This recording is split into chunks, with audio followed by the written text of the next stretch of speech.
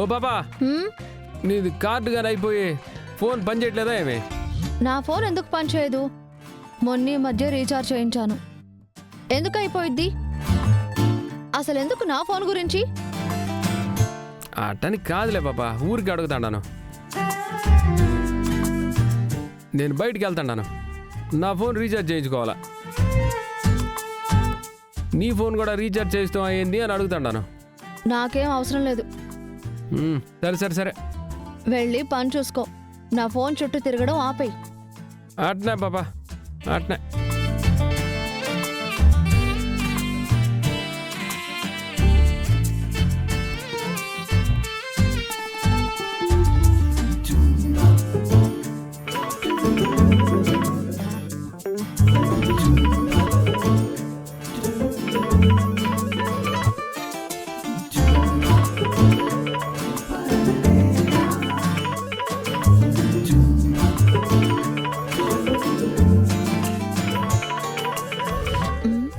Sir phone చేస్తున్నారేంటి?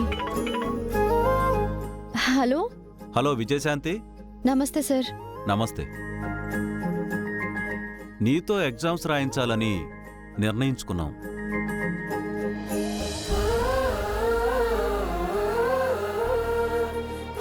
వచ్చి hall ticket తీసుకెళ్ళు. Sir నిజంగానా? నేను ఎగ్జామ్ రాయడానికి ఒప్పుకున్నారా? ఇది కల కాదు కదా?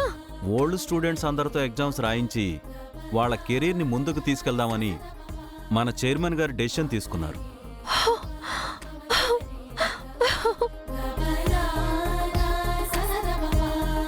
సో నిన్ను అలౌ చేయడానికి ఒప్పుకున్నారు.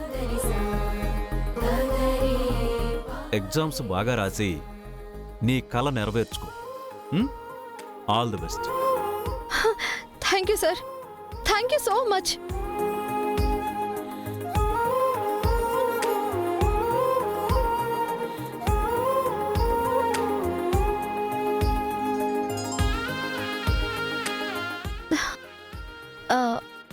ఏంది బాబా తెగ సంబర పడిపోతాండవు?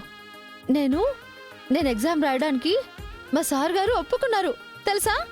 అవునా? నాకెట్ట తెలుస్తుంది? మంచి శుభవార్త చెప్పినావు. తీపి చేయాలంటారు కదా. ఇప్పుడు నోరు ఒక్క నిమిషం వస్తానండు.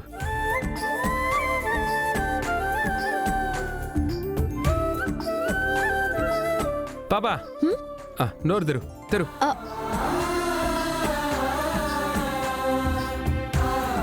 ఓ పాపా, నువ్వు ఇక ఏ పనులు చేయాల్సిన పని లేదు. బాగా చదువుకో.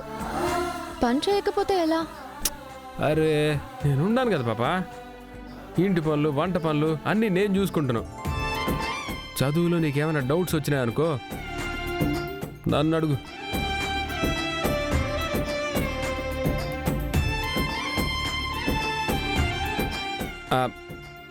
అదే అదే నన్ను అడిగినావు అనుకో, నేను మా వరుణ్ గాడ్నో వాళ్ళనో వీళ్ళనో అడిగేసి నీకు కావాల్సిన మెటీరియల్ తెచ్చిస్తాను కదా అని అంటున్నాను. ఎవరిని అడగాలో నాకు తెలుసు. పోన్లే పాపా, నువ్వు ఇట్ట సంతోషంగా ఉండవు, అది చాలు నాకు. ఈ విషయం వెంటనే మా అమ్మకి ఫోన్ చేసి చెప్పాలి. చెప్పు చెప్పు.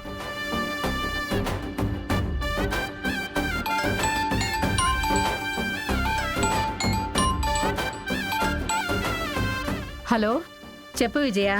అమ్మా,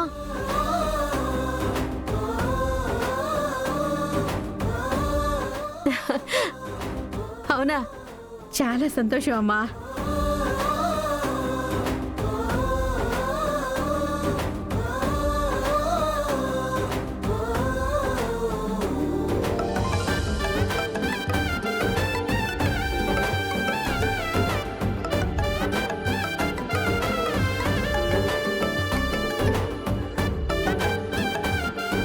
చెప్పరా. రే, నీ వైఫ్కి చెప్పేశావా? చెప్పాలనుకున్నాను రా, కానీ మనం చేసిన పనికి ఇప్పుడు తను చాలా సంతోషంగా ఉండదు. మళ్ళీ వీలు చూసుకొని చెప్తానులే. రే, ఇప్పుడు కాకుండా ఇంకెప్పుడు చెప్తావురా? చెప్తానులేరా, మనిషి సంతోషంగా ఉండదు, అది చూసి ఆనందపడతా ఉంటే మధ్యలో ఫోన్ చేసి డిస్టర్బ్ చేస్తాడు. పెట్టారా ఫోను? పెట్టా.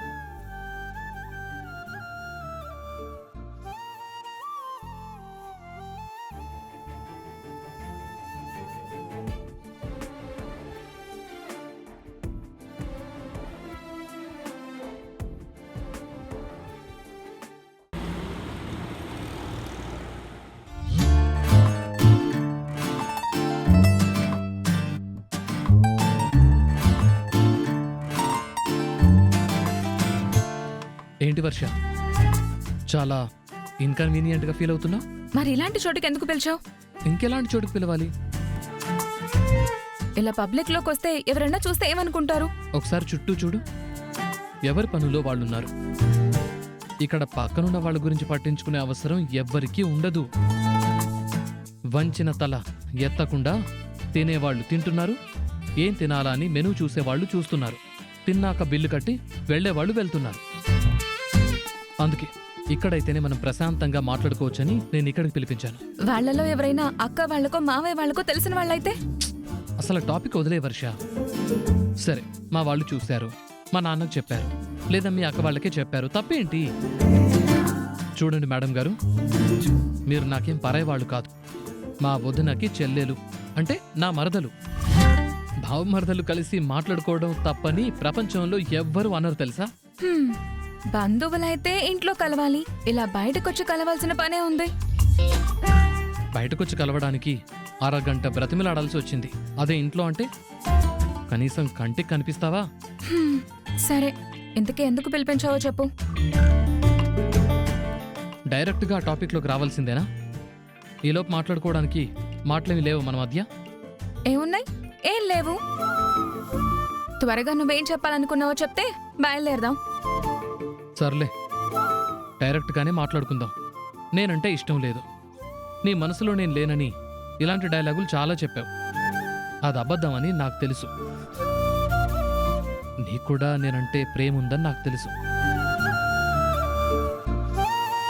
కాకపోతే ఇంట్లో వాళ్ళు ఏమనుకుంటారో, మీ అక్క వాళ్ళు ఏమనుకుంటారో అని నీ ఇష్టాన్ని చంపుకొని ఇష్టం లేని లైఫ్ బతకాలనుకుంటున్నావు. మనసులో ఒకరిని పెట్టుకుని మరొకరితో బతకడం అనేది చాలా కష్టం వర్ష. ఆ విషయం తెలియని అమాయకురాలువని నేను అనుకోను. చదువుకుంటున్నావు, సొసైటీ ఎలాంటిదో తెలుసు. ఇంకా ఏదో అమ్మమ్మల కాలం నాటి అమ్మాయిలాగా మాట్లాడుతున్నావేంటి? నిజం చెప్పు, రేపు నీ ఇంట్లో వాళ్ళు ఎవరినైనా చూసి పెళ్లి చేశారనుకో, అతనితో లైఫ్ లాంగ్ హ్యాపీగా ఉండగలవా నువ్వు? బావా, నువ్వు చూసిన ప్రపంచం వేరు, నేను బ్రతుకుతున్న ప్రపంచం వేరు. నీకు తెలియని విషయం ఏమిటంటే, భారతదేశంలో ఎంతో మంది అమ్మాయిలు ఇష్టం లేకపోయినా ఇష్టపడుతూ వాళ్ళ జీవితాలు గడిపేస్తున్నారు. ఆ పరిస్థితి నీకెందుకు? నేనంటే ఇష్టమని ఒక్క మాట చెప్పు, నీ ఇంట్లో వాళ్ళని మా ఇంట్లో వాళ్ళని అందరినీ నేను ఒప్పిస్తానుగా.